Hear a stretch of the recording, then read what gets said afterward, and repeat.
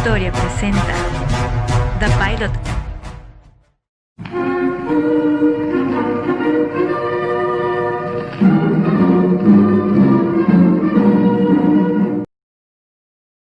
Hola a todos, esto es The Pilot. Ya saben, me pueden seguir en mis redes sociales, en Facebook The Pilot Face, en Twitter To The Pilot, en Instagram In The Pilot y por supuesto no olviden suscribirse a mi canal de YouTube. El día de hoy es un día muy especial porque tenemos de invitado desde España a Fernando Paz. Él es historiador, es conductor de TV en el programa La Inmensa Minoría y también es escritor. Así que vamos a conversar con él temas muy interesantes como el globalismo, historia política y también hispanidad. Así que vamos con él. ¿Qué tal? Bienvenido Fernando Paz a Pilot. Es un gusto tenerte aquí con nosotros, de verdad que sí, para conversar sobre diversos temas que acontecen pues en estos momentos, en estos tiempos, y en torno sobre todo al globalismo, a sus mecanismos, a su agenda y todas esas cosas que tú bien conoces. Bienvenido Fernando a Pilot. ¿Qué tal? Muchas gracias, un placer, un verdadero placer. Buenísimo. He estado leyendo un poco sobre tus libros. Tú eres historiador, eres presentador de TV y también eres escritor. La verdad me parecen muy buenos, me parecen unas cosas bastante interesantes. Y bueno, sobre el globalismo, ¿tú qué piensas en líneas generales?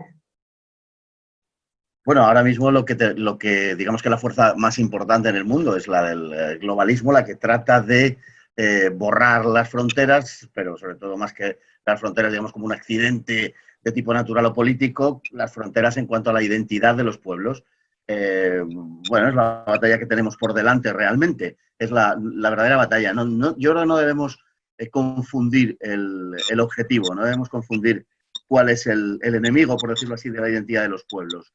Y yo creo que con toda claridad, y máxime lo estamos viendo ahora con motivo de la pandemia, es el globalismo que está aprovechando esta circunstancia para avanzar todo lo posible.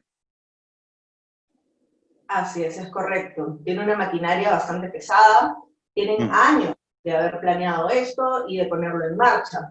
Entonces, bueno, ya que tú eres historiador, vayamos a la carnecita, como decimos nosotros aquí en Perú, vayamos al meollo del asunto, a los antecedentes históricos, que eso es muy importante porque toda cosa de esta envergadura no se hace de la noche a la mañana, viene con un proceso, viene con un planeamiento bastante interesante, así que ¿cuáles crees que son los antecedentes históricos más relevantes del globalismo? Bueno, yo distinguiría dos cosas, ¿no? Una es la globalización, que es un hecho objetivo, podemos decir. El ser humano desde el principio de los tiempos ha tendido a integrarse y a expandirse por el globo y, por tanto, es un hecho, sobre todo, desde que se produce el descubrimiento de América o la vuelta al mundo de Juan Sebastián Elcano. Pues, ahí se produce una globalización real que además es mucho más cierta de lo que normalmente se cree.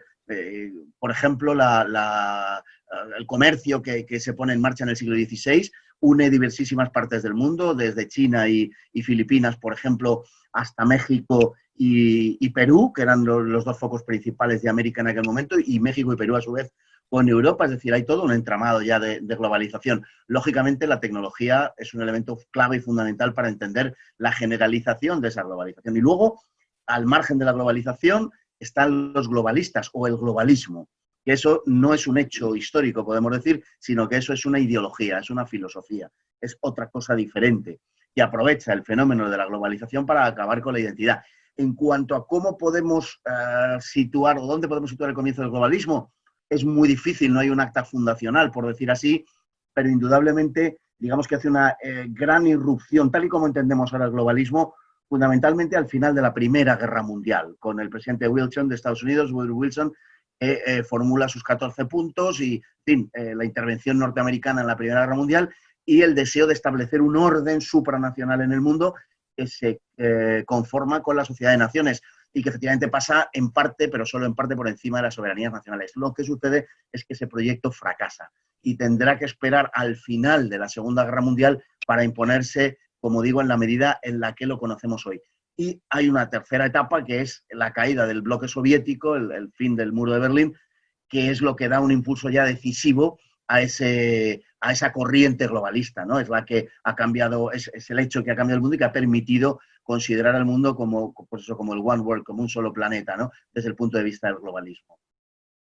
Claro que sí, y ahí tú has mencionado algo bastante interesante que me llama la atención y que tiene que ver en cierta manera con estos antecedentes históricos, la revolución bolchevique, la revolución de octubre. Entonces, efectivamente, ahí es algo bastante notorio la presencia del globalismo, pero yo iría incluso atrás, iría a la Revolución Francesa. Entonces, dicho esto, ¿qué similitudes encuentras entre la Revolución Francesa, la Revolución Bolchevique y el socialismo del siglo XXI o el marxismo que estamos viviendo ahora, con todo este fenómeno del marxismo cultural, de la progresía? ¿Qué similitudes encuentras? Porque parecen tener un mismo creador. Entonces, vayamos ahí.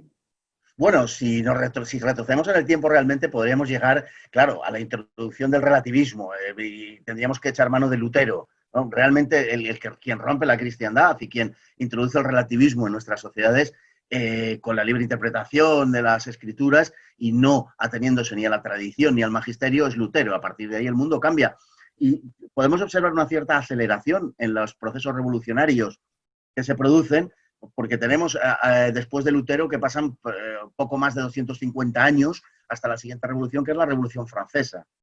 Y de la Revolución Francesa a la Revolución Bolchevique pasa la mitad de tiempo, 125 años. Y de la Revolución Bolchevique a la Revolución de los años 60, aquí en Europa decimos la Revolución del 68, ¿no? Que tuvo lugar en Francia, que es realmente, fundamentalmente, y en Estados Unidos, que es realmente de lo que vivimos hoy filosóficamente, pues también pasó la mitad del tiempo. Es decir, está produciendo una aceleración constante de los procesos revolucionarios. El globalismo como tal, claro, como digo, no se conforma desde el principio de una manera filosófica e ideológicamente homogénea y permanece inalterado, sino que es un continuo aporte, digamos, de elementos, pero fundamentalmente, digamos que la columna vertebral del globalismo son los grandes intereses de las grandes corporaciones internacionales del capitalismo transnacional y de las grandes fundaciones de los multimillonarios, que son los que están empujando todo este proceso a lo largo del mundo. Es una versión capitalista, digamos, transnacional del materialismo. Bueno, es muy interesante esto que tú me dices. Efectivamente, hay intereses supranacionales, usureros, yo siempre le digo, ¿no? Un gobierno de la usura. Sobre esto escribió bastante Henry Ford. Justo uno de sus libros cita a Sombart, me imagino que sabes qué libro es, y justamente parecen palabras proféticas porque menciona Sombart de que si Estados Unidos, por ejemplo, que es uno de los países más atacados por el progresismo, por el globalismo, sigue así, en 50 o en aproximadamente 100 años, pues van a tener un país lleno de estas cosas que suceden, estos grupos, estas supremacías inversas, entre comillas, ¿no? Y todo lo que está sucediendo. Entonces, mira, 100 años atrás, porque ese es un libro publicado hace 1920, hace exactamente 100 años. Entonces, hubieron visionarios en su tiempo que se anticiparon a esto que iba a suceder, porque veían, sentían los indicios. ¿Cómo tú puedes interpretar esto?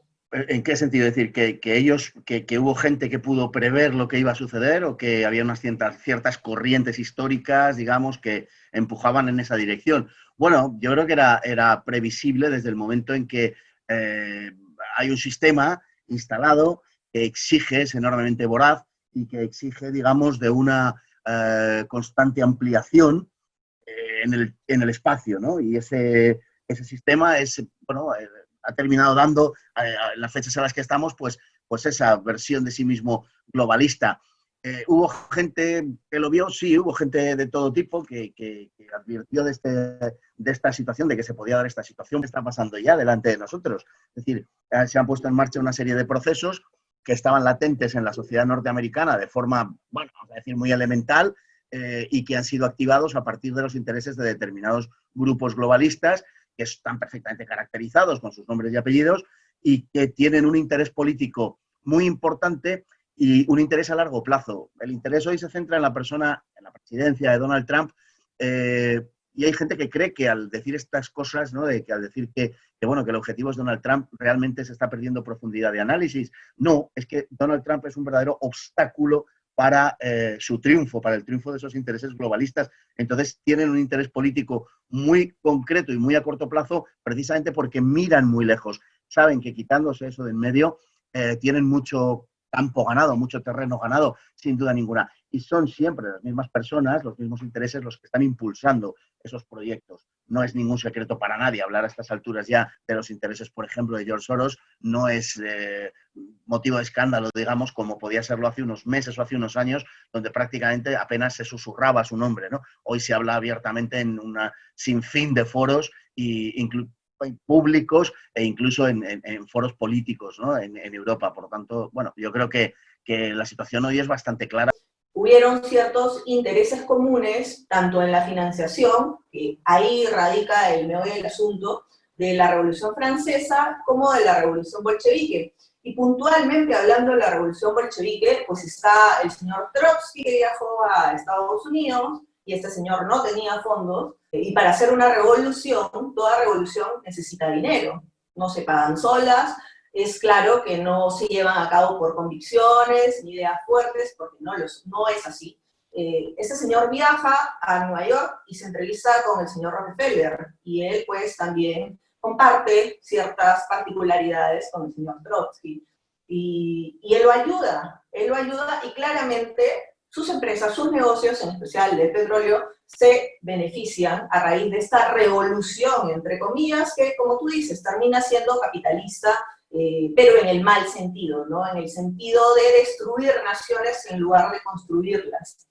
Ahora, ¿tú cómo ves estos hechos, estas similitudes, que claramente no son coincidencias? Bueno, los grandes intereses promueven todo tipo de circunstancias y todo tipo de líderes políticos o de revoluciones. Efectivamente, la revolución bolchevique fue apoyada por grandes intereses financieros norteamericanos, pero no solo la revolución bolchevique, revoluciones digamos, partidos políticos, fuerzas políticas y organizaciones de todo tipo y género. Prácticamente no hay ninguna que no haya sido financiada. Los grandes financieros no tienen más interés que el de obtener beneficios, aunque es verdad que en algunos casos, no son muchos, pero son significados también, en algunos casos también persiguen intereses de carácter ideológico, no solamente de carácter económico, eso es cierto, ¿no? Pero hay una financiación, evidentemente, de la revolución bolchevique y de muchas revoluciones a lo largo de todo el mundo. Y son los intereses de los grandes financieros mundiales, de los grandes financieros internacionales, los que están detrás de todo esto. Hoy estamos prácticamente en una situación muy semejante en cuanto a lo que es la financiación del impulso a los procesos de globalización. Y nos encontramos prácticamente con las mismas corporaciones. O sea, son siempre los mismos los que impulsan no solo la financiación, que sin duda es importantísima, de procesos políticos, sino hoy, por ejemplo, pues lo estamos viendo, qué sé yo, con respecto a la vacuna, ¿no? De la pandemia en la que estamos, por poner un ejemplo, ¿no? Exacto, ahí está el señor Bill Gates, otro señor que comparte similitudes con Trotsky, con Rockefeller, con Rothschild, con Soros. Pues por ahí la gente también no es tonta y se da cuenta, ¿no? Quiénes son estos señores internacionales. Ahora, yendo más atrás, haciendo un análisis un poquito más profundo, vayamos a los procesos independentistas. Y yo creo que ahí se produce ese punto de quiebre contra Occidente, cuando se producen los procesos independentistas, claramente también financiados, porque, volviendo a lo que inicialmente te comenté, ninguna revolución se hace sin dinero, se hace sin plata, se hace sin fondos. Ahora, hoy en día, 2020, por ejemplo, la masonería admite que tuvo que ver muchísimo en los procesos independentistas. Ya lo sacan, ya lo exponen en documentales, pues en cadenas televisivas famosas. Ya no es algo discreto, es algo abierto.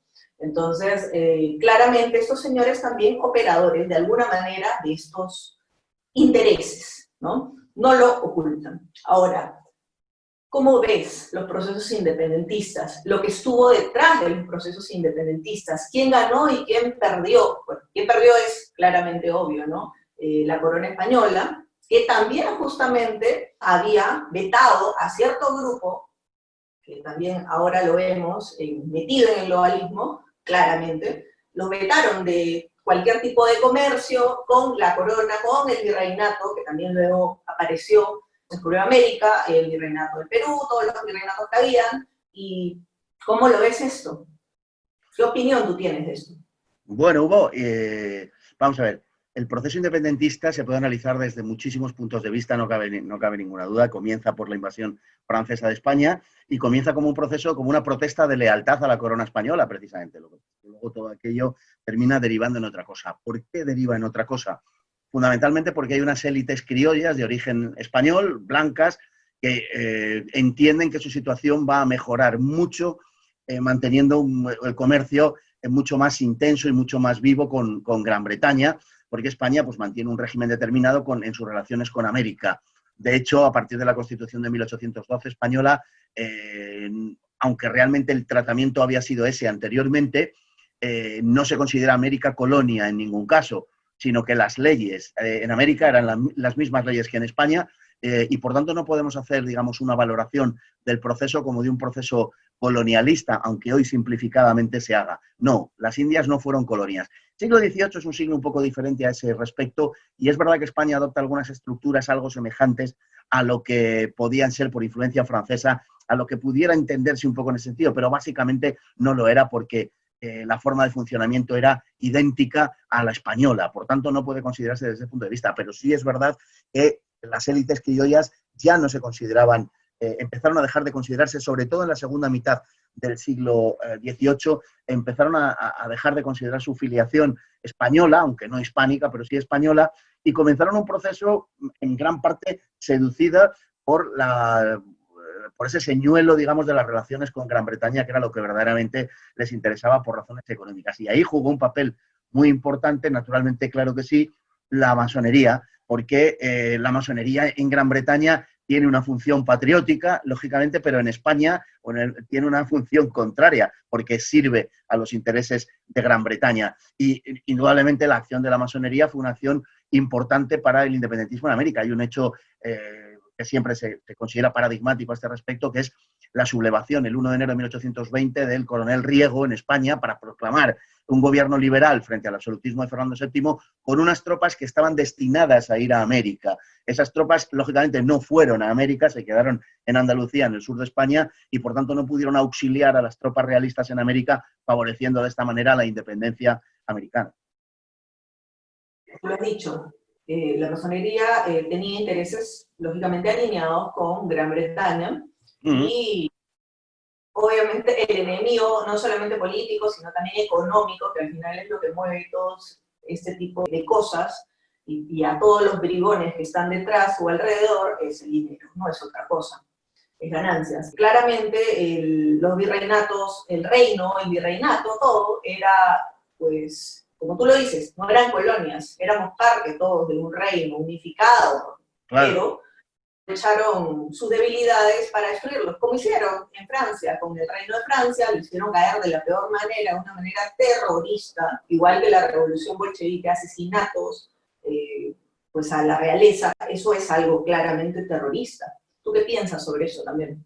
Sí, sí, es indiscutible que los métodos que se utilizaron en el caso de la Revolución Francesa fueron extremadamente brutales y crueles, particularmente en la época del terror, con el gobierno de Robespierre, y fue una especie de embrión de lo que luego sería el gobierno leninista en la Unión Soviética, sin duda ninguna. Fue la imposición de un gobierno de ese tipo.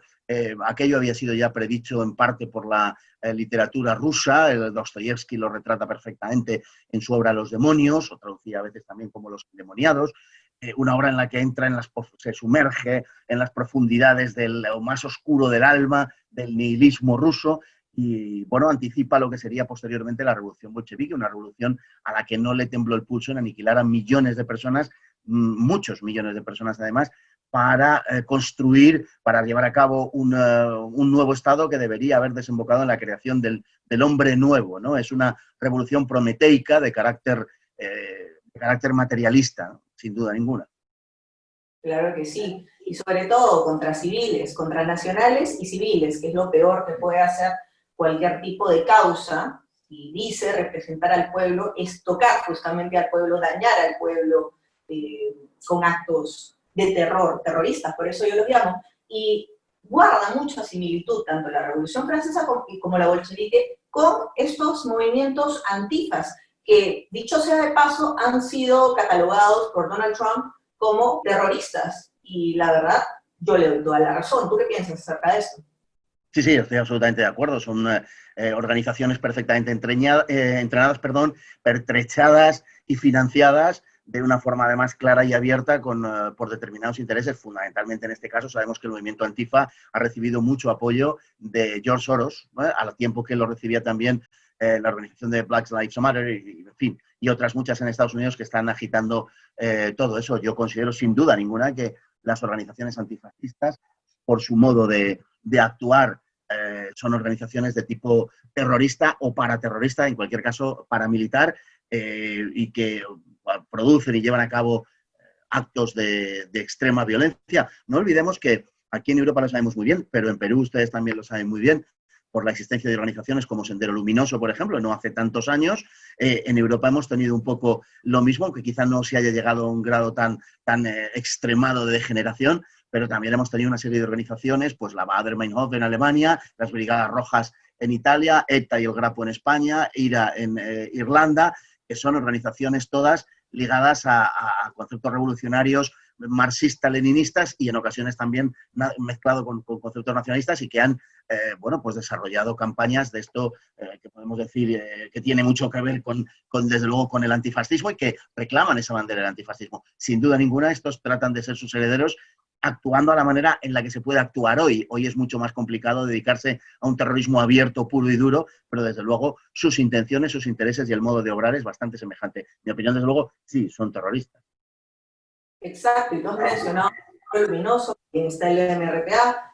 Aquí hace poco tiempo se conmemoró pues un aniversario más del atentado de Caracas, que fue un atentado en Lima y que sí, pues obviamente remeció incluso las esferas de la prensa internacional, porque fue en Lima, fue en un barrio bastante acomodado, en un barrio de clase A. Entonces ahí sí, digamos que los peruanos en conjunto tomaron conciencia de que esto era terrorismo puro y duro, y hubieron víctimas mortales alrededor de 25 personas, porque esto sucedió en un condominio prácticamente de personas, de civiles, y fue terrible, murieron muchas familias, quedaron heridos bastantes, pero esto no venía ahí, esto venía de una larga data de 10, 20 años atrás, donde ellos masacraban campesinos, masacraban al ciudadano de a pie, a la clase trabajadora, a la clase obrera. Y esto prácticamente pues estaba el resto del Perú con una venda en los ojos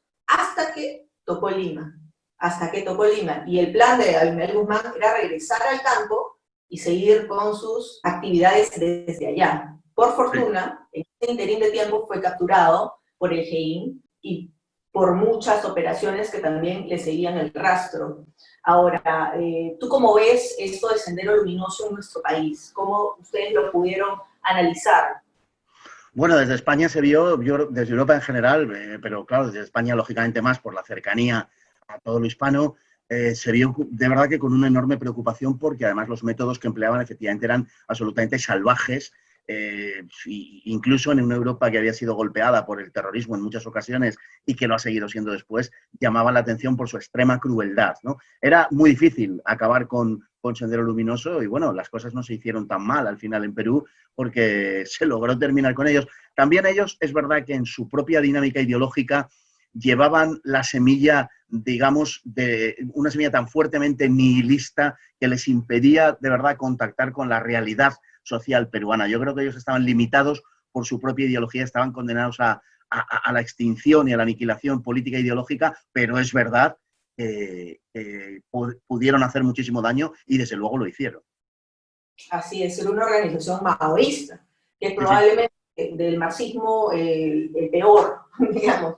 El trotskismo y el maoísmo es letal para las naciones. Ahora, ya que en algún momento de la conversación me mencionaste, pues sí, pues algunos intereses no solamente económicos, sino también ideológicos, algunos también relacionados con el satanismo, yo quiero ir a algo muy importante un área muy presente y quizás hoy en día con este marxismo cultural sea la pieza fundamental, y es la destrucción del cristianismo, que aparentemente esto busca. Hemos visto el incendio en Nantes, hemos visto el incendio en Notre Dame, hemos visto Santa Sofía en Turquía, que será convertida en una mezquita, y este tipo de cosas obviamente no son coincidencia, claramente buscan algo macabro. ¿Qué es lo que tú piensas acerca de esto? Bueno, indudablemente hay un rechazo de la propia cultura. Yo creo que hay un movimiento general que ha sido asumido por la cultura occidental en términos genéricos, y es el rechazo de lo que somos. Hay una especie de lo que podemos llamar endofobia, es decir, una fobia hacia el interior, hacia lo que somos verdaderamente. Decía Arnold Toynbee, un maestro de historiadores, británico, por cierto, decía que todas las civilizaciones son engendradas por una religión, y que cuando las civilizaciones van a morir, se rebelan contra esa religión que les dio la luz, ¿no? Que les dio la vida.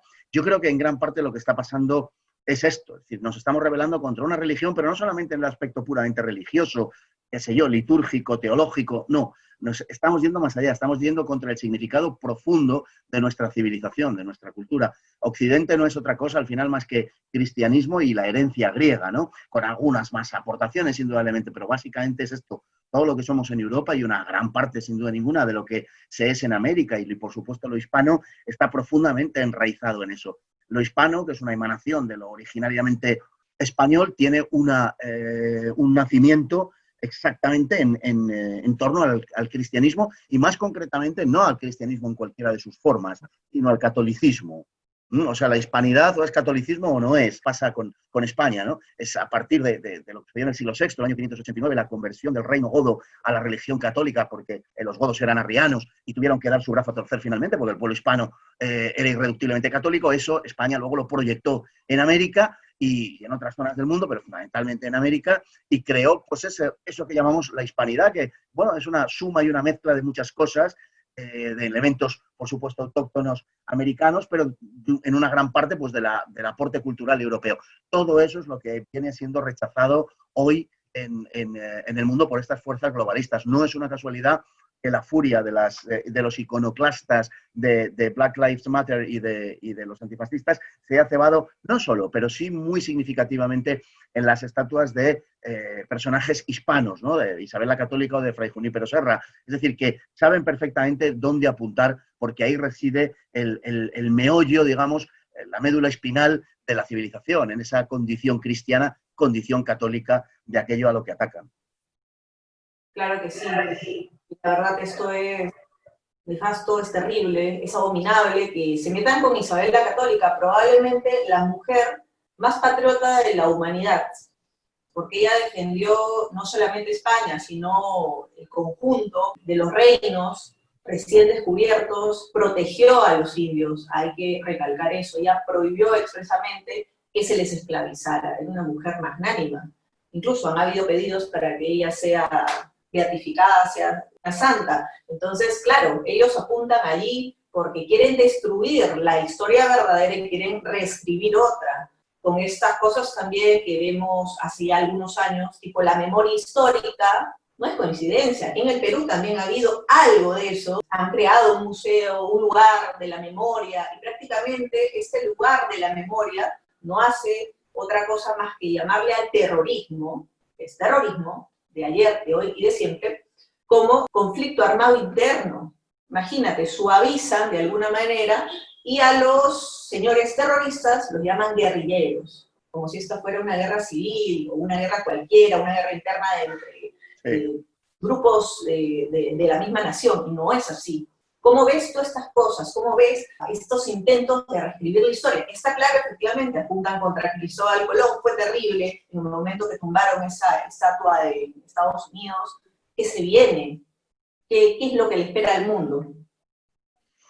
Bueno, yo creo que tiene mucho que ver con el estado de barbarie en el que estamos. Es fundamentalmente una expresión de barbarie, de odio a la civilización, ¿no? Ese odio está bien concretado, como he dicho antes, en una serie de personajes y en una serie de grandes líneas ideológicas, filosóficas y de creencias, es a las que me he referido antes. Todo eso que llamamos la memoria histórica, bueno, tiene muchas razones para ser formulado en la manera en que lo es, pero es básicamente una especie de proceso de hiperlegitimación de las posiciones de tipo globalista o de las posiciones de tipo izquierdista sobre el conjunto, digamos, de la población y de la propia historia, al autoarrogarse la capacidad ellos de definir cuál es el pasado, ¿no? En España lo estamos padeciendo de una manera muy intensa.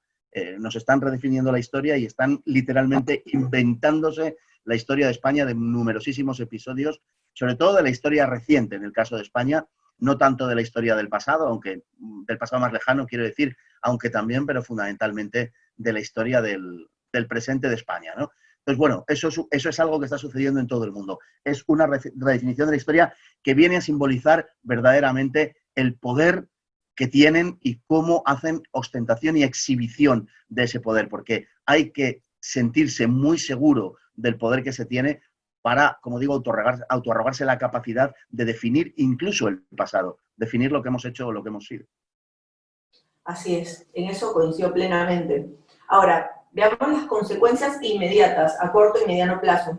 ¿De qué forma crees que se conjugarán las figuras de psicosociales, que las vemos en todo el globo, en todo Occidente, que es lo que nos compete? Las sociedades convulsas, esos movimientos, Antifa, Black Lives Matter y tantos grupos que dicen defender causas sociales y es todo lo contrario. La inmigración descontrolada, que también es algo que a todos nos está afectando, al continente americano, al continente europeo y a muchos más, bueno, a todos los que forman parte de Occidente.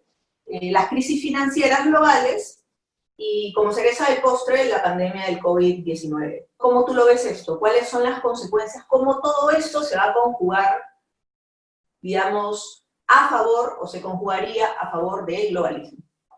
Bueno, yo creo que en general lo que hay es una tendencia hacia el caos y que todos estos movimientos están impulsados de una forma decidida porque el objetivo que se pretende conseguir no es la sustitución, por lo menos a corto plazo no, la sustitución de un orden por otro, sino la sustitución del orden por el desorden. Hacia donde vamos es hacia el caos. Un caos que, lógicamente, tiene que ser embridado, tiene que ser reconducido y que lo será fundamentalmente gracias al desarrollo tecnológico, ¿no? Ese caos va a ser controlado a través del control de la gente, del control de las personas.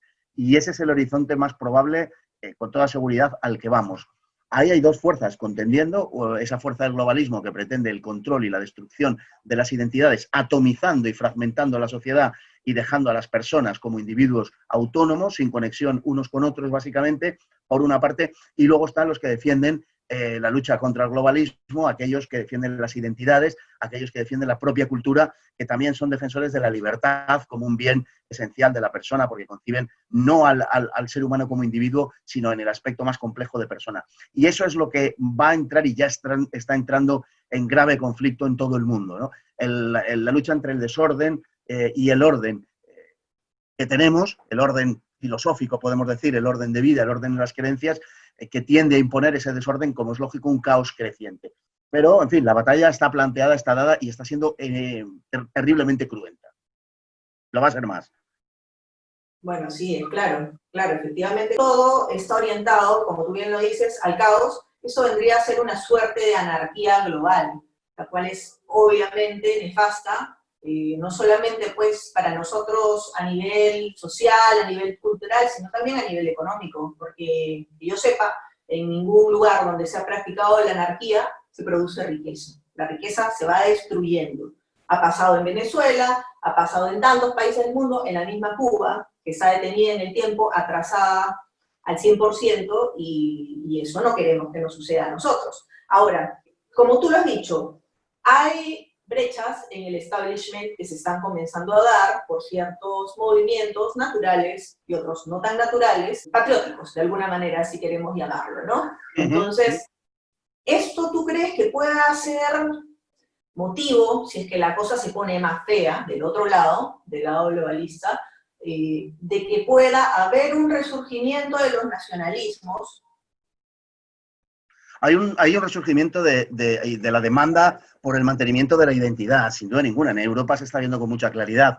Para empezar, en el este de Europa, la defensa de la propia identidad es muy fuerte. Pensemos en Rusia, en Polonia o en Hungría, por ejemplo. También en muchas zonas de los Balcanes. están surgiendo también fuerzas políticas muy importantes en toda Europa, también en España, de defensa también de la propia identidad. Bueno, eso marca un cambio de tendencia, sin duda ninguna. Y, lógicamente, eso se está expandiendo a otras partes del mundo y terminará llegando antes o después a todos los sitios. Más que nada porque lo único que puede frenar el globalismo es la defensa de la propia identidad. No hay otra cosa. De hecho, el globalismo hoy reúne posiciones de derecha y posiciones de izquierda. El globalismo no es una ideología orientada exclusivamente en un sentido, sino que uno se puede encontrar desde elementos simpatizantes o abiertamente identificados con la Venezuela de Maduro, por ejemplo, con elementos abiertamente liberales que podían ser pues asimilables, no sé, pues a la administración Obama o, por supuesto, a la de Angela Merkel en Alemania, en fin, ese tipo de posicionamientos. Por tanto, ya no existe, en mi opinión, una lucha perfectamente delimitada entre derecha e izquierda propiamente, sino entre quienes quieren imponer un proyecto globalista y anular las identidades y quienes defienden esas identidades.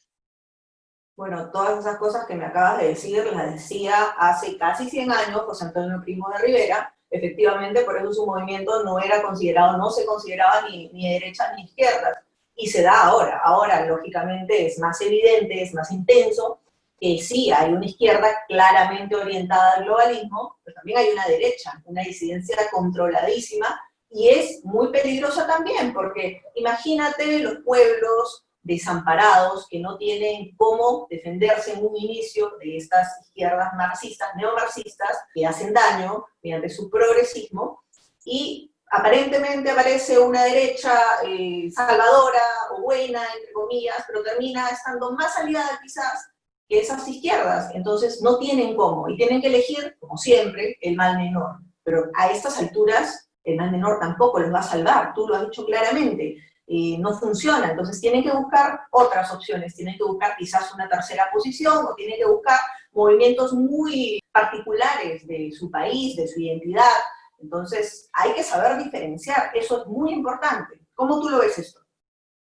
Sí, desde luego, lo que pasa es que tenemos que saber dónde estamos, entonces hay que ir moviendo eso que se llama la ventana de Overton, hay que ir moviendo el escenario poco a poco. Tú no puedes producir un cambio digamos, de carácter radical o de carácter profundo si antes ese cambio o los elementos de ese cambio no están en la mentalidad de la gente. Entonces, si tú a la gente le vas contando cosas que no está en su mapa mental, sencillamente no te entienden. Es como si hablaras otro idioma o vinieras de otro planeta. Entonces, lo importante es ir moviendo el marco político, moviendo el marco ideológico, digamos, impulsándolo poco a poco para hacer accesible a la población ese entendimiento de lo que uno predica.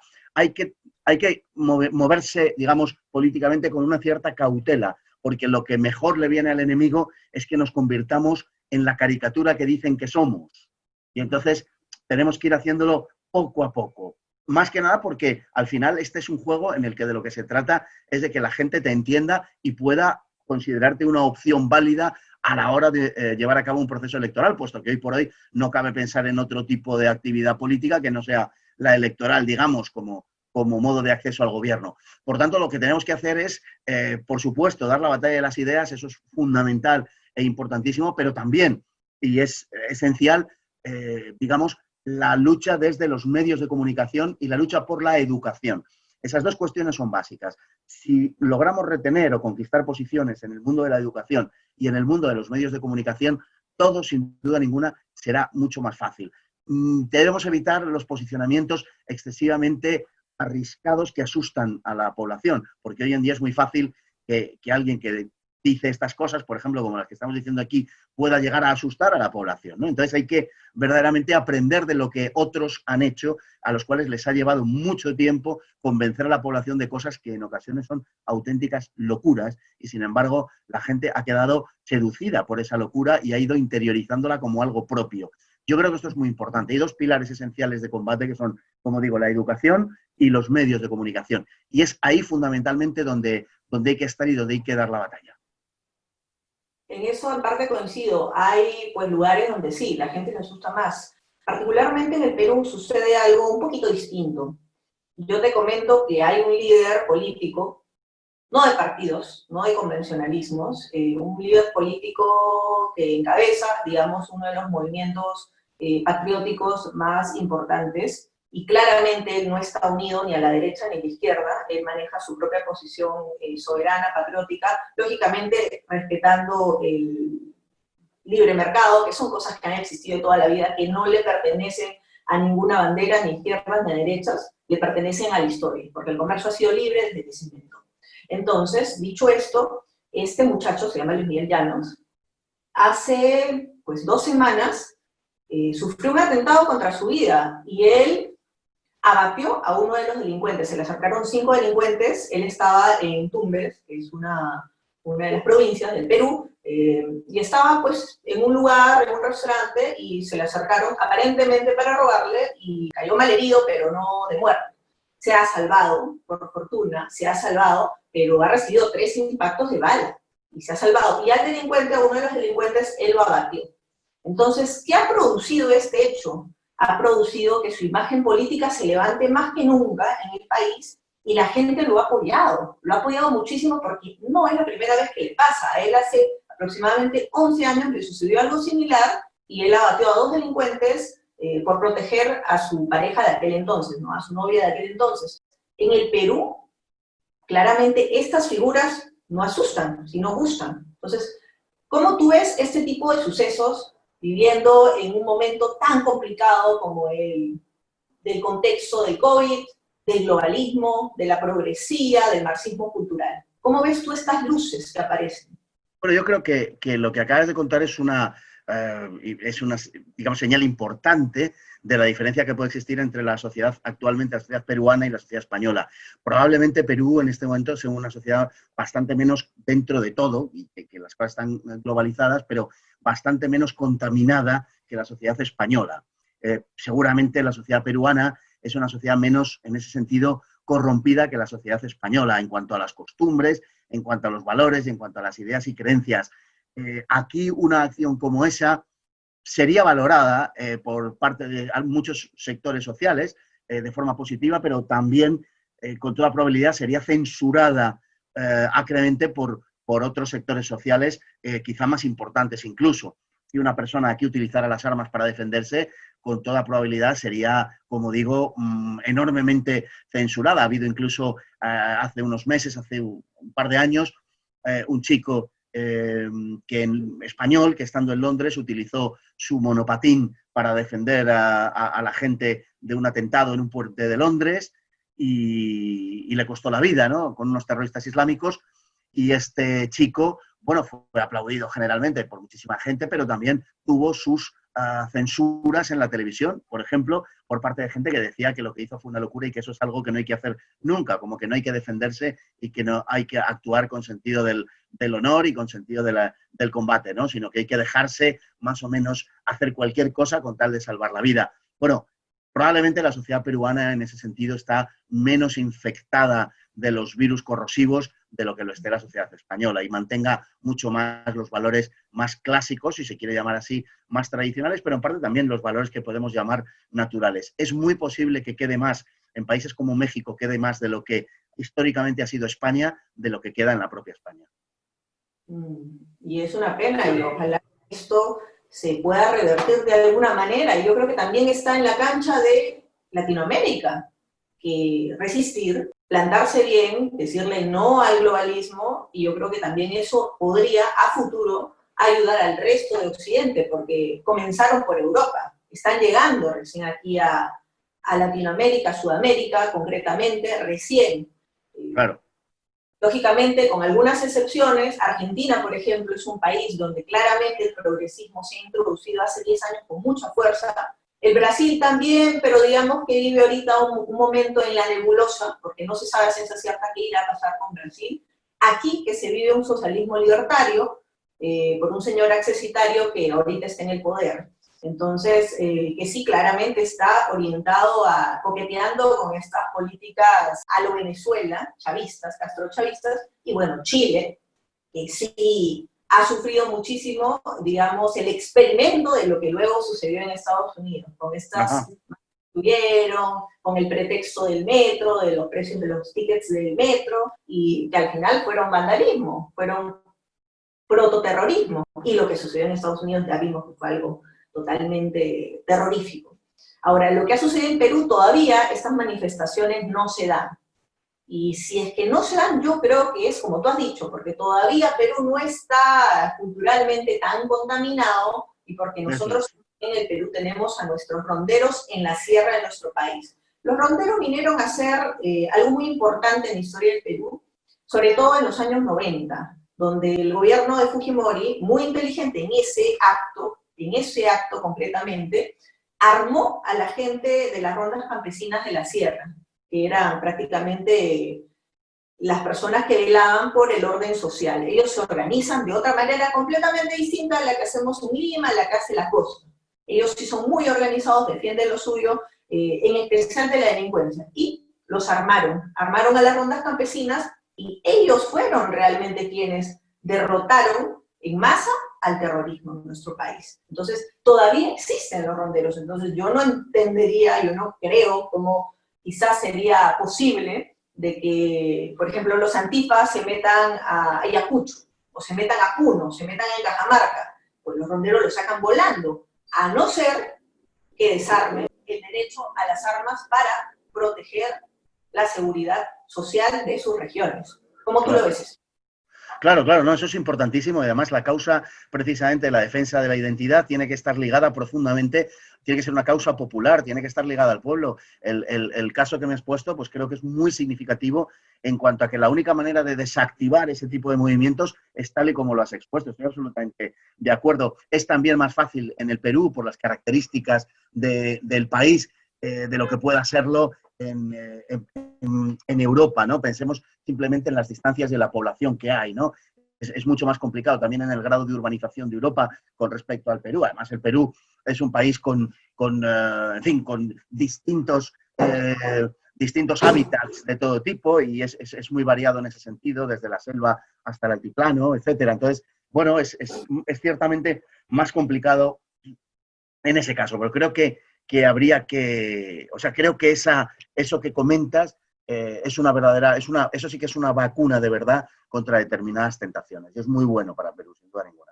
Sí, es una gran suerte y hay que protegerlos también. La gente de la costa de Lima, yo siempre les digo, tomen conciencia de lo que tienen, de las cosas, aprécienlas, aprecien a la sierra de nuestro país, porque si nuestro país se salva, va a ser por la sierra y en parte también por la selva, porque ellos sí no se dejan pisar el poncho, así como decimos nosotros, esta frase quiere decir no se dejan engañar, y es así, defienden, son muy nacionalistas. Y algo muy importante, como ellos han sufrido el terrorismo y también han sido engañados por las izquierdas, al mismo tiempo que no creen en las derechas, tampoco creen en las izquierdas. Entonces eso es algo muy importante que la gente y quienes quieren meterse en política tienen que tomar en cuenta, para no caer en la dicotomía, pues, que ya no convence a nadie. Claro, exactamente. exactamente. Pues, un detalle muy importante, nosotros tuvimos un presidente en el año 31 que ganó democráticamente las elecciones, Luis Sánchez Cerro, no sé si sabes sobre él. Este señor dio un golpe de Estado en el año 30 para derrocar a Leguía, que era un tirano, que se estaba quedando, pues, el famoso onceño de Leguía, 11 años, un tipo muy allegado a la masonería, muchísimo, de hecho está en el Museo de la Masonería abiertamente, lo expone como que fuera pues, un gran patriota cuando era un tirano, y Sánchez Cerro le da un golpe, pero contrario a los demás golpes que se dieron en el futuro, este señor, de una manera magnánima, de una manera desprendida, entrega el poder luego de un año, luego de una junta de gobierno, y va a las elecciones democráticas. Y adivina quién le gana las elecciones. Le gana a Víctor Raúl Ayala Torre, que recién tenía fundado el APRA, y el APRA de ese momento es muy distinto al de hoy en día. Sí, lo porque sé. Era marxista. ¿Tú sabes un poco de esto? Bueno, algo he leído, sí, los orígenes del APRA, etcétera. Sí, alguna cosa sé. Hasta la época de Alan García, etcétera, sí. Claro. Y bueno, este señor Sánchez Cerro, al derrotar en las urnas a Ayala Torre, se convierte en un presidente elegido democráticamente. ¿Por qué? Contrario a los demás que vinieron después y que hicieron golpes o autogolpes, él sí entregó el poder, se la juega y sale elegido. Democráticamente un presidente legítimo. Y luego de 2 años, no a la loca, sino con mucho estudio, con muchas investigaciones, con asesores, digamos, de afuera que vinieron también a, pues, ayudarlo, promulgan probablemente la mejor constitución que ha tenido nuestro país, y es la Constitución de 1933, que claramente era pro empresa, era pro vida, era pro familia, y sobre todo, tenía un detalle muy importante. En uno de sus artículos, proscribe de la vida política a toda organización política de carácter internacional. Imagínate. La tenía clarísima, era como un visionario. Ojalá siguiera vigente esta Constitución hasta el día de hoy. Nos libraríamos de muchas cosas. Eso también protegía a la infancia. No podían haber niños desvalidos en la calle, el Estado tenía que hacerse cargo de ellos. Prácticamente proponía un libre comercio, claro que sí, pero en un juego limpio, donde ganen ambas partes y sobre todo el país no se perjudique. Estaba prohibido y considerado traición a la patria el espionaje, el homicidio calificado y también, lógicamente, casos como el Lavallato, por supuesto, eran considerados traición a la patria y la condena era la muerte, la sentencia a muerte. Entonces, si viviéramos en una constitución del 33 hasta ahora, pues todos los implicados en el caso Lavallato en el Perú hubieran ido al paredón. Imagínate lo que sería nuestro país. Y nuestro país fue muy bien económicamente. 46 años de éxito económico ininterrumpido hasta que llegó Velasco Alvarado. ¿Sabes un poco acerca de Velasco? Que él vino, obviamente, con una agenda marxista. Bueno, algo, lo que pasa que obviamente no soy especialista, pero sí he leído algunas cosas del Perú contemporáneo. Y bueno, a pesar de todo, bueno, contabas tú antes la cercanía más reciente del Perú a eso que llaman el socialismo del siglo XXI, a la influencia que tienen en la zona algunos países, como es lógico. Perú está pegando a Bolivia, de hecho históricamente habían sido una unidad. Está muy cerca también, lógicamente, de Ecuador, está pegando a Ecuador. Ahí tenemos también a Venezuela, relativamente cerca. Claro, la influencia es innegable, pero yo creo que hay que inspirarse en el pasado no para, digamos, hacer o realizar exactamente lo que aquellas personas a las que admiramos hicieron en el pasado, sino para inspirarnos en ellos. Es decir, pensar qué harían ellos hoy con la situación que tenemos. Es verdad que Perú ha sido en los últimos años un país de un enorme éxito económico y aquí en Europa, bueno, era un lugar común de decir que Perú era, por decirlo así, el país no ya del futuro, el país del presente en Hispanoamérica, en Sudamérica sobre todo, y sé que muchos españoles han establecido empresas en Perú en los últimos años y ha sido visto como un país, como digo, con un enorme futuro, pero además con un presente de gran crecimiento. Parece, y la impresión que se tiene desde aquí, es una impresión lejana, pero en fin, alguna persona que va a Perú conozco, parece que esto se ha frenado en los últimos años. Es la impresión que se tiene desde aquí, como que todas aquellas expectativas han quedado no frustradas, porque muchas ciertamente se realizaron, pero en cuanto a la capacidad de futuro, de momento parece que Perú ha sido, en fin, no está en su mejor momento dentro de una tónica general de ascenso, pero parece que en cierto modo se ha frenado.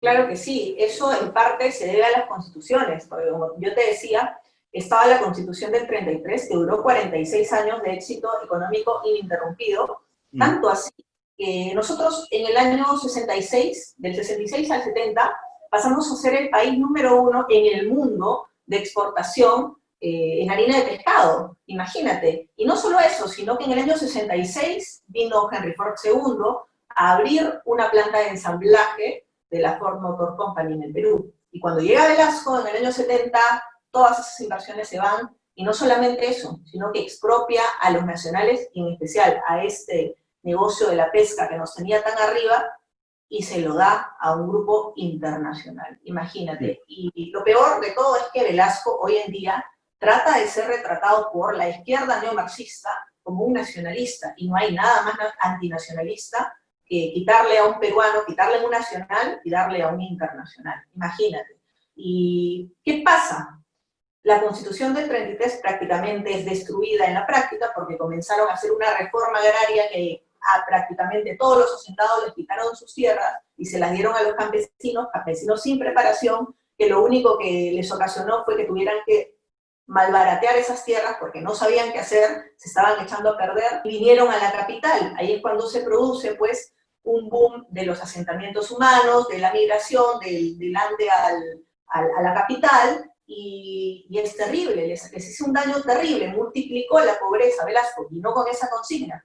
Y cuando a él le dan un golpe de Estado, se busca promulgar una constitución en medio de un gobierno de facto, de un nuevo golpe que le hacían a este señor, y promulga la Constitución del 79, que claramente es considerada por los más prestigiosos analistas políticos y constitucionalistas como un calco prácticamente de las políticas de Estado de Velasco, una constitución marxista. Y luego en el 93 se produce una nueva constitución también en medio de un gobierno, técnicamente de facto, con cierto corte liberal, pero en realidad es prácticamente también un calco de la Constitución del 79.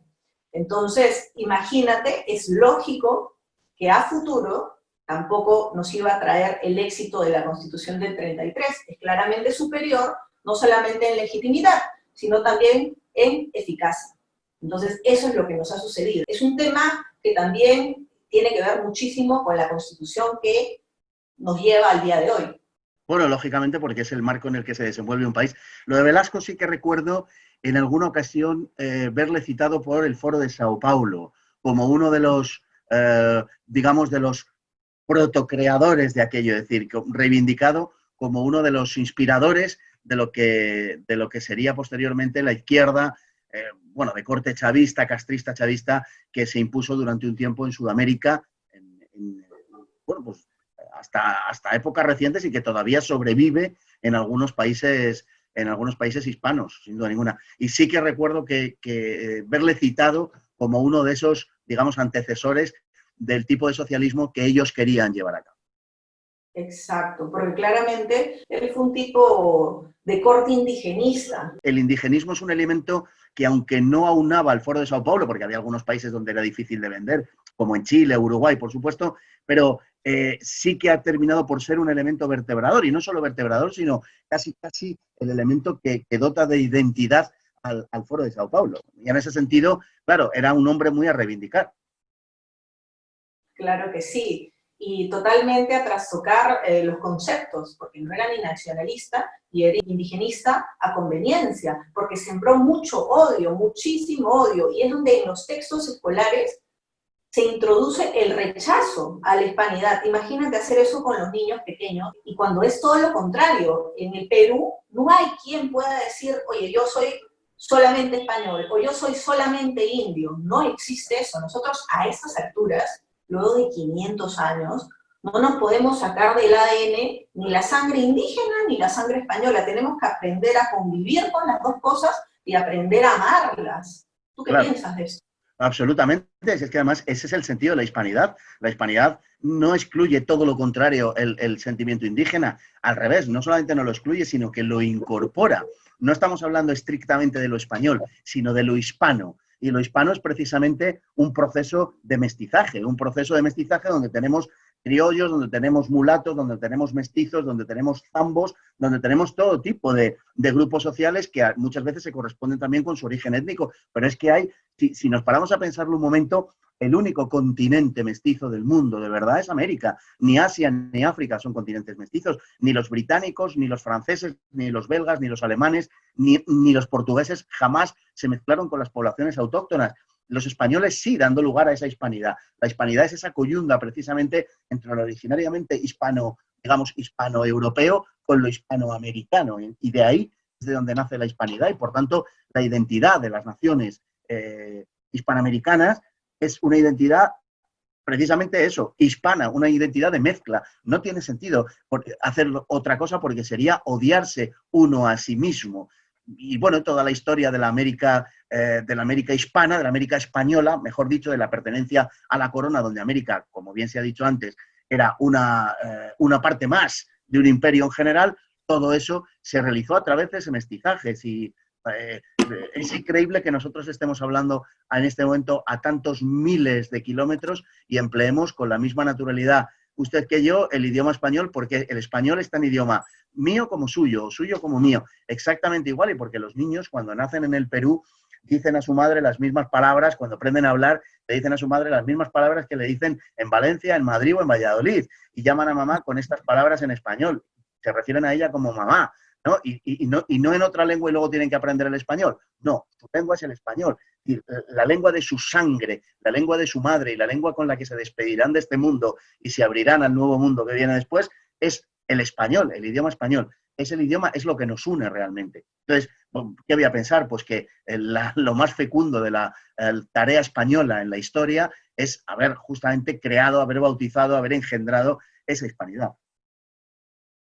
Muy de acuerdo con lo que dices, qué bonitas palabras, de verdad. Y esto, sobre todo, los jóvenes tienen que saberlo, tienen que profundizar en eso, tienen que enterarse de todas esas cosas maravillosas que nos han pasado los últimos 500 años, porque con el proceso independentista, pues, nacen las leyendas negras de un intento de borrar todo lo que había pasado en los 300 años previos, cuando probablemente es donde el Perú nace como nación y no nace como colonia, claramente nace como una identidad propia, con todos sus matices, con ese mestizaje tan rico que mencionas, y sobre todo, hay algo que la leyenda negra que nos venden hoy en día, y sobre todo desde este bribón Velasco, que él sembró el odio prácticamente en su totalidad, pues de que en el virreinato del Perú habían castas, o sea, no es que llegaron los españoles, y como te cuenta la leyenda negra, y esclavizaron a todos, y todos se volvieron pobres, todos se volvieron, pues,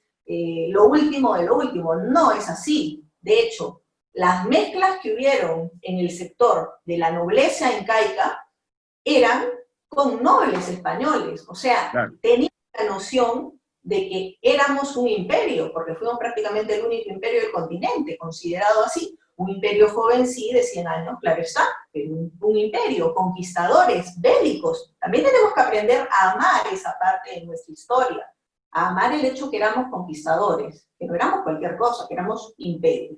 Y hubieron mezclas entre nobles, y también hubo mezclas entre pueblo y pueblo, de ambas facciones. Tanto así que en el virreinato del Perú se le dieron muchísimos títulos nobiliarios y hubieron hombres poderosísimos indígenas. Y eso muy poca gente lo sabe. Muy poca gente lo sabe. ¿Cómo lo ves esto tú? Pues así es, no, lo has descrito perfectamente. Así es un proceso de mestizaje que se da, lógicamente, en las coordenadas de su época, no podemos pensar en otra cosa, pero sí consideremos que hasta ese momento existía, por derecho de conquista, por ejemplo, el derecho de reducir a la esclavitud a las poblaciones descubiertas o conquistadas, y eso es lo que se hacía por todo el mundo. Eso es a lo que se negó Isabel la Católica, y eso es lo que España ejecutó en América, no sin problemas, como es natural y lógico, puesto que los españoles que emigraban allí lo hacían arrostrando enormes peligros, teniendo que cruzar un océano del cual en ocasiones no se volvía, viendo unas tierras cuyas condiciones eran completamente extrañas para los españoles, llenas de animales, de enfermedades, en fin, desconocidas y que causaban una gran mortandad. Por tanto, los peligros que tenían que afrontar eran muchos y, lógicamente, esperaban una recompensa por enfrentar esos peligros. Sin embargo, las administraciones españolas siempre tendieron a proteger al elemento indígena y a propiciar el enfrentamiento entre el acercamiento entre los pocos españoles y los indígenas. En la medida en la que España estaba decidida a llegar a América, a quedarse en América, el mestizaje era obligatorio porque los españoles eran muy pocos en cantidad. Entonces, lógicamente, acabarían pues mezclándose con la población local. España lo que hizo en América fue entregarse como es, con sus virtudes y sus defectos, que tiene defectos, claro, pero también con sus virtudes. Es decir, no hizo otra cosa sino proyectar la propia España al otro lado del océano. Y, lógicamente, eso, claro, que trae problemas. También los tenía España en la península ibérica, ¿no? También los tenía España en Europa. Pero nos convertimos en una España, por decir así, universal, una España que alcanzó las Islas Filipinas, que tenía posesiones también en África, y que, sobre todo, pues llegó a América, se estableció en América, se quedó en América y se proyectó a sí misma en América, como digo, con sus virtudes y sus defectos, y de ahí nacen las naciones hispanoamericanas actuales. La verdad es que la mayor parte de los problemas, tal y como hoy los perciben los iberoamericanos o hispanoamericanos, son problemas básicamente heredados de los siglos XIX y XX, que son los siglos de la contemporaneidad, y la situación era muy diferente con anterioridad. Si pensamos, por ejemplo, en México, consideremos que el año 1800, México tenía un Producto Interior Bruto que era 200 veces superior al de los Estados Unidos. ¿eh? Es decir, que las diferencias que hay hoy entre México y Estados Unidos no provienen de la etapa colonial, sino de básicamente lo que las élites criollas hicieron con posterioridad a la desaparición de la corona española, que era un freno decisivo para que los criollos asentaran su superioridad sobre el conjunto de los hispanos no blancos existentes allí. De hecho, las últimas batallas que se dan en América, precisamente es la última gran batalla es Ayacucho, y la batalla de Ayacucho es una batalla en la cual prácticamente se enfrentan los blancos con sus, digamos, pretensiones y ambiciones comerciales y pro-británicas, y un ejército, que es el ejército realista, en el que no faltan blancos, pero que básicamente está constituido por indios, por negros, por mestizos, por mulatos, que es el ejército realista, el ejército, por decir así, español, el ejército que no es independentista. Y ese hecho se extiende por toda la América hispana, desde los Estados Unidos hasta la Patagonia, o desde Alaska, porque Alaska llegó a ser también española en el siglo XVIII, desde Alaska hasta la Patagonia. Entonces, bueno, dar otra versión de eso, indudablemente se puede hacer y se está haciendo, pero si de verdad la gente hoy se acercara al objeto de estudio que es América y tratara de comprenderlo con los ojos de la época y no mediante un juicio, digamos, como se hace hoy, pleno de soberbia, desde el Olimpo moral, desde el que se condenan hoy, desde el que se condena hoy el pasado, sino sumergiéndose de verdad en el pasado, estoy convencido de que la gente joven que lo estudia se quedaría absolutamente asombrada.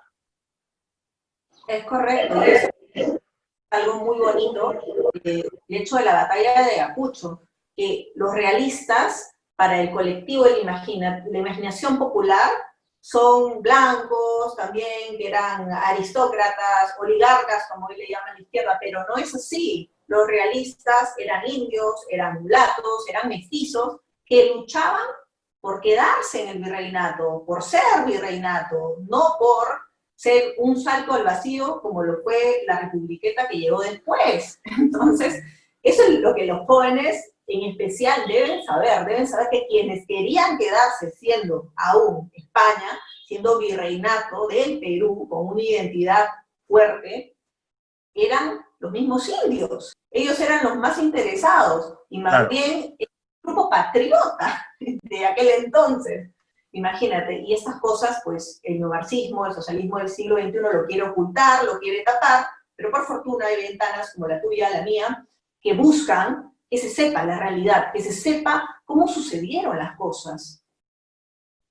Así es, y eso es lo que debemos impulsar, es la verdad histórica, es decir, que no hay que tener miedo en absoluto a la verdad, hay que hablar de esto, hay que hablar con claridad, no construir frente a la leyenda negra una leyenda rosa, porque evidentemente la historia nunca es un camino de rosas y la historia, las cosas no son fáciles, no lo son en la realidad, no lo son en lo presente, en lo que el día de mañana será historia, pero sí sentir un legítimo orgullo nunca desmedido, sino en sus justos términos, un legítimo orgullo de haber alumbrado juntos un nuevo mundo, de haber alumbrado juntos una nueva civilización, que es la civilización hispana, que es esa mezcla de lo europeo con lo indígena, que es algo absolutamente y asombrosamente novedoso, y que es la sangre y la savia de la América actual, y que gracias a Dios, bueno, pues no hay más que darse un paseo por allí para comprobar la cantidad de poblaciones indígenas que gracias a Dios existen y marchar a la América del Norte y ver cuántos indígenas tienen en Estados Unidos y en Canadá, donde prácticamente ya no quedan, bueno, no quedan desde hace mucho. Por tanto, bueno, una cosa y otra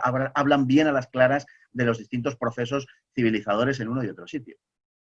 Claro que sí, y la muestra más palpable de que esto ya está unido, ya está fusionado a un nivel espectacular con el Perú concretamente, es darse una vuelta, por ejemplo, por Chota, por Celendín, por Cutervo, donde lo que más se produce al año, bueno, antes de esta pandemia, es las corridas de toros, que es algo que nos trajeron de España directamente, y es una costumbre preciosa. Y bueno, ¿no? En el país se celebran alrededor de 700 a 800 corridas al año, en especial en los pueblos, en la sierra, hasta en la selva también. Entonces, eso es algo alucinante y están claramente incluso unidas a la religión católica, porque siempre la fiesta brava se da alrededor de algún santo. Siempre va unida la relación entre fiesta brava y la religión. Esto es algo buenísimo y esto la gente también tiene que saberlo, o sea, viaja al interior de tu país, date cuenta de lo que sucede y que no te engañen pues con cuentos chinos. Así es, así es. Así es, la fiesta del toro es una fiesta de origen mediterráneo que se adaptó muy bien en Iberia, en la península ibérica, y que nosotros pues trasladamos a América. No es, en la forma en la que se celebra sí es genuinamente española, pero su origen es más amplio, es mediterráneo. Y como bien dices, pues llegó a América y algunas de las principales plazas del mundo, claro que sí, están en América, fundamentalmente, bueno, hay muchas, pero Colombia también es un país con mucha afición, pero sobre todo Perú y México, claro, por supuesto. Claro que sí, son las principales plazas de toros de América entera. Entonces sí, claro, las corridas de toros tienen una antigüedad antes de que estén en España, por supuesto, mediterráneas incluso. Recuerdo que algo tiene que ver con Roma, por supuesto. Y eso también es interesante porque cuando llegan los españoles al Perú, vienen con el latín, la religión católica, las misas eran oficiadas en latín, lógicamente porque España antes fue España, y era pues, ellos habían sido parte de Roma, el gran imperio romano, y es alucinante, es hermoso la manera como la cultura occidental viene hacia aquí y se mezcla, sobre todo en el Perú, con la herencia imperial que nosotros también teníamos, del imperio, del incanato. Entonces es una suerte tremenda que no hayan venido los anglosajones, porque si no ahorita nadie en nuestro país hablaría quechua. Te lo garantizo. Eso es así, absolutamente así. Además es que desde ya la primera mitad del siglo XVI fue empeño de la corona precisamente salvaguardar los idiomas indígenas y se hicieron misales y se hicieron catecismos y se hicieron también diccionarios desde el principio con las lenguas propias y originarias de América. Claro, claro que sí.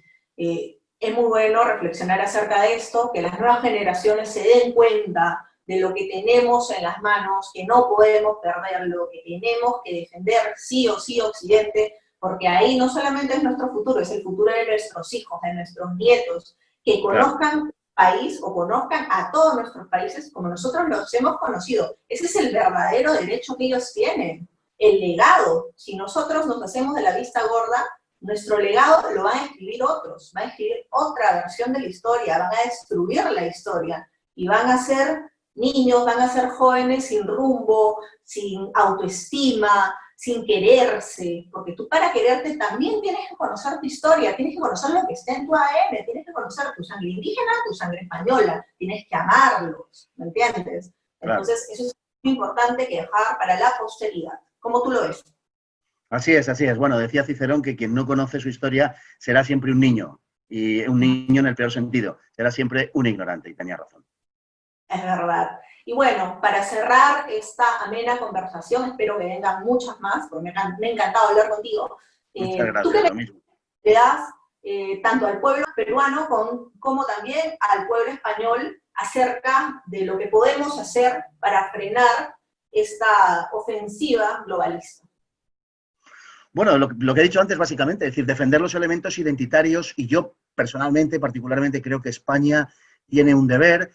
Mira, te voy a decir una cosa, ya no tanto como madre de las naciones iberoamericanas, sino como hermana, porque ya ha pasado tanto tiempo que no podemos tener esa postura, si se quiere, paternalista, sino una postura de, bueno, bien, somos el origen, es verdad, pero tenemos que ser una nación hermana con las naciones hispanas de América. Y tenemos, en ese sentido, que desarrollar nuestra identidad tanto como nación en sí misma, como aquellos vínculos que nos unen. Es decir, potenciar todo lo que es hispano. Si de verdad las naciones hispanas, a este lado del mar, a este lado del océano o al otro, si de verdad las naciones hispanas lo fuéramos y reforzáramos nuestros vínculos, seríamos inasequibles a los ataques del globalismo, porque tendríamos nuestra propia universalidad, y la universalidad es muy superior al globalismo. De hecho, el globalismo es una impostura de la universalidad. Así es, qué bonito lo que tú nos dices, efectivamente. Volveríamos de alguna manera en otra dimensión, lógicamente más moderna, a ser un imperio, como lo hemos sido siempre. Eso es. De verdad. Bueno, ha sido un gusto estar contigo, Fernando. Bueno, leer tus libros, seguir tu programa La Inmensa Minoría, que es un programa muy interesante, tocas estos temas sobre el globalismo, y bueno, para adelante todos. Muchísimas gracias, ha sido un placer para mí también, de verdad, estar con vosotros, y tiene un punto ciertamente emocionante el poder hablar, como he dicho, a tantos miles de kilómetros con alguien la misma lengua, y tener al final, que es de lo que se trata, porque para eso sirve la lengua, de tener un mismo corazón a tantos kilómetros de distancia, como digo. Si te gustó el programa, no olvides suscribirte a mis redes sociales, en Facebook The Pilot Face, en Twitter To The Pilot, en Instagram In The Pilot y por supuesto no olvides suscribirte a mi canal de YouTube. Será hasta una próxima. Chau chau.